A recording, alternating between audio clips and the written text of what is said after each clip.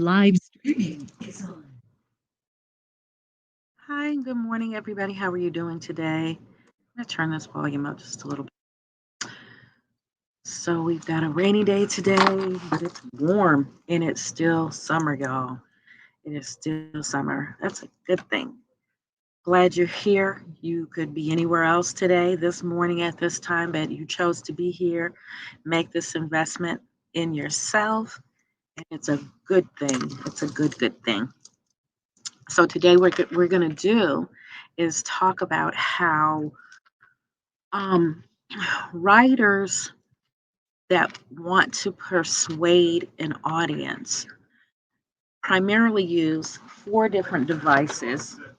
Well, three. We're going to really emphasize three different ways of reaching their audience. And this actually, these means of persuasion are very, very old. In fact, we can trace them back to a Greek philosopher, Aristotle.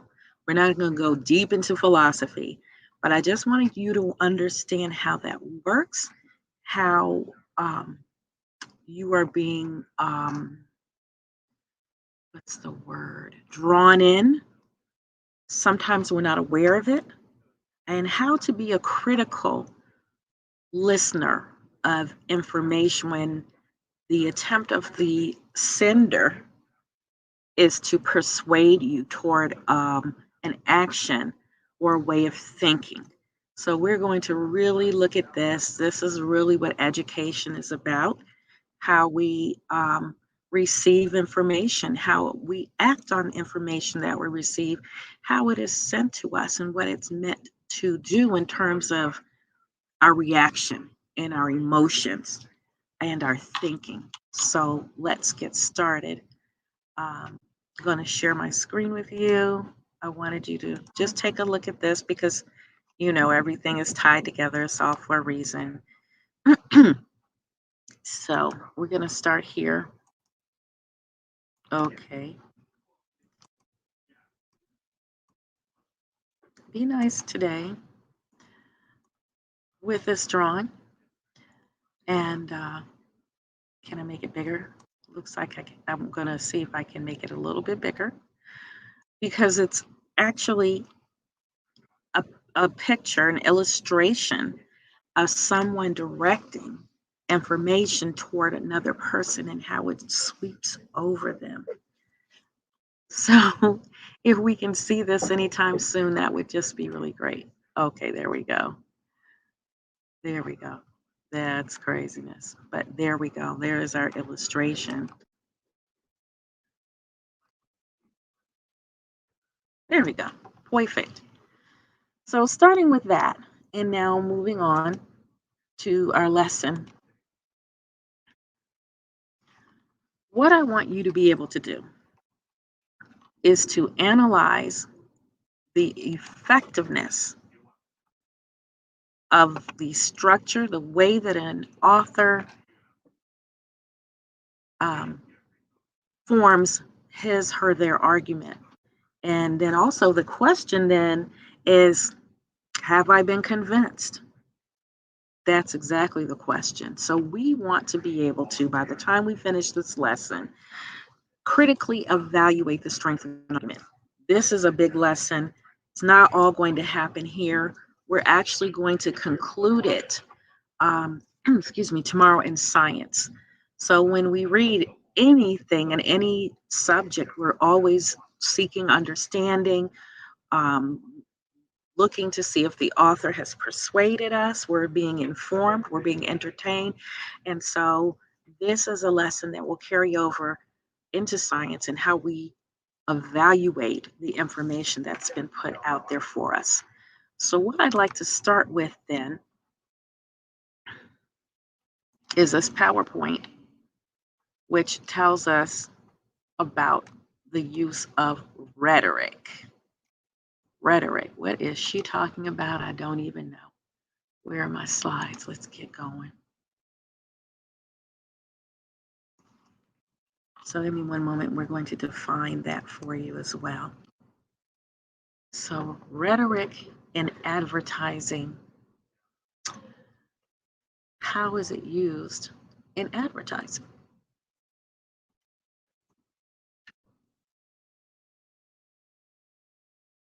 Trying to get here to the beginning.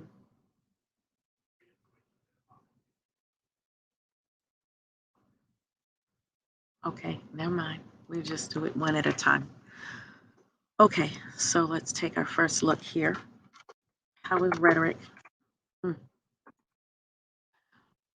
When persuasion shows up in rhetoric, rhetoric is the art of using words in a certain way to influence or appeal or to make emotions come up, evoke emotions, opinions, attitudes, and behaviors. Where does this come from? What is rhetoric? The Greek philosopher Aristotle believed that when people try to persuade each other, they use three main kinds of rhetoric. And rhetoric is writing or speaking effectively so as to persuade others. What are the three rhetorical appeals? Aristotle referred to ethos, pathos, and logos. What is she talking about right now? Hang on.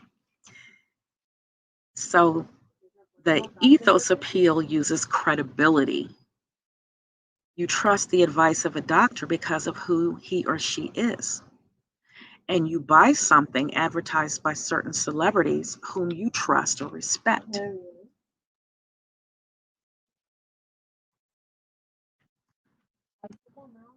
What is pathos? Pathos appeals to our emotions or feelings.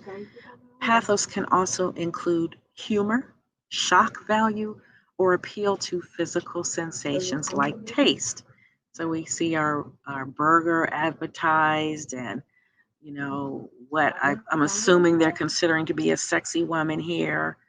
And then we're also looking at something which we want to appeal to your emotions and to not wear fur because fur hurts. It hurts the animals. So pathos is trying to appeal to you through here, not through your head, but through your heart. Hmm. What is logos?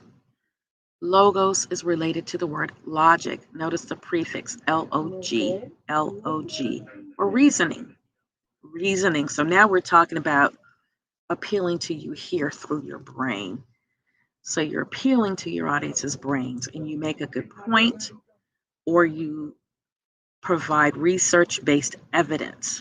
So here we go. If guns kill people, do pencils misspelled words? Wow. So this is really one for the people who support handguns. So then we look at an advertisement about a mascara, and here are the facts that they show. 94% saw instantly more and longer lashes. 94%. Oh, yeah, that's the advertisement based on research. Okay. And so here we go. This is crazy. What appeal is this? Viceroys that filter the smoke. As your dentist, I would recommend Viceroys.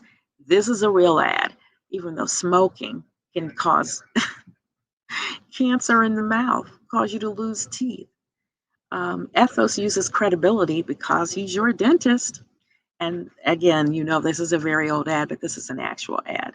So because the dentist recommends it, then he's a credible source, and therefore I should believe him and go ahead and smoke these Viceroys. Whew.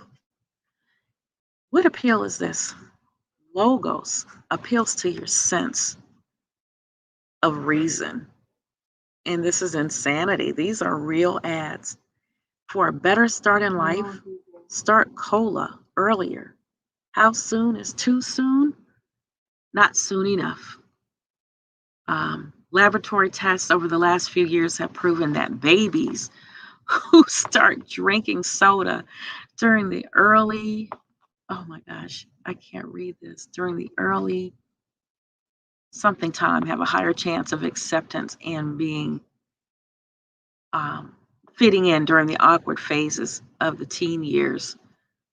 Wow. So do yourself a favor, do your child a favor, start them on a strict regimen of soda and other sugary beverages right now for a lifetime of guaranteed happiness.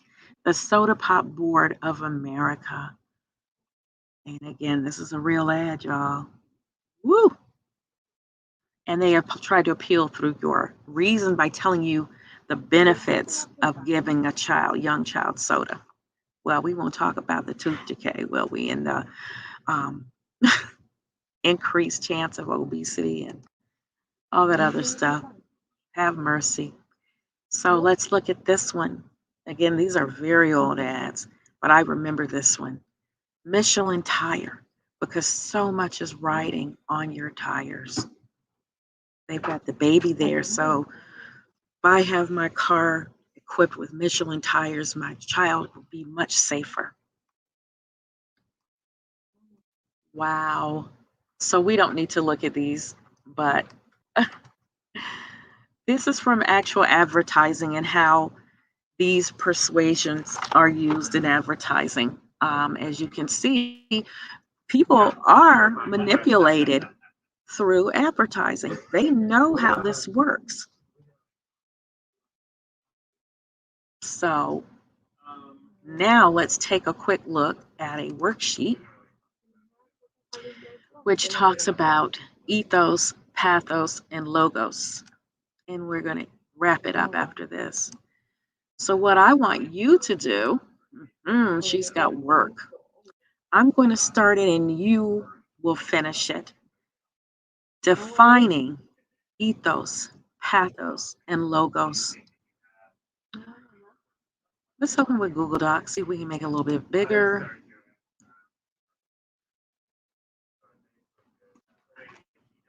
When it's ready.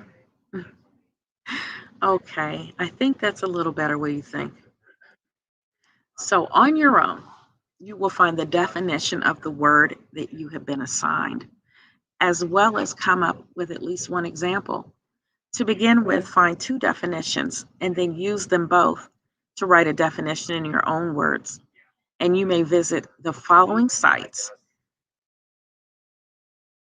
to find your definitions examples. So I'm going to give you one definition, and then what I want you to do is give me an example of these types of persuasion.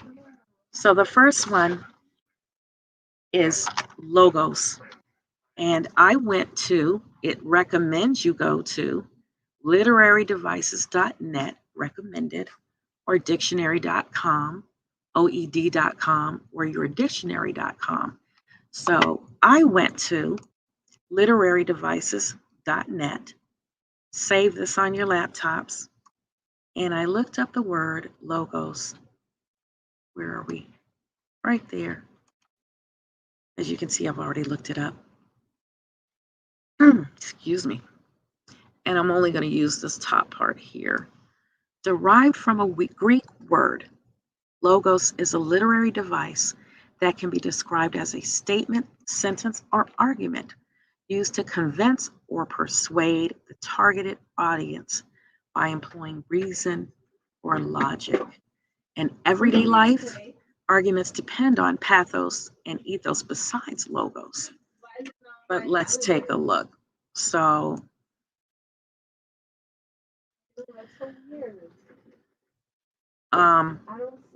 so that's where I got my definitions from. So for my first one here, I put an appeal to the listeners, logic,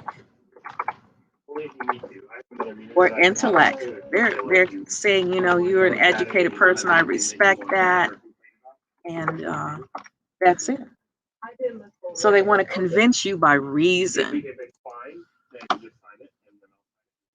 And then pathos is an emotional appeal designed to spark emotions in the listener. I want you to look those up. And ethos. And give an example. And where's our example? There it is. So I want you to do these on your own and using the definition given, and we're going to stop there. I'll do a quick go over of this on on Friday, and then we're going to move on to the article that we're going to analyze. So your homework is to go back in literarydevices.net, this one, which I really liked. No, let's highlight it. I like that one. So go back in that one. That's all we have for today. You all be well. Take care. Enjoy the weather. It's raining, but still enjoy the weather. All right. Bye bye.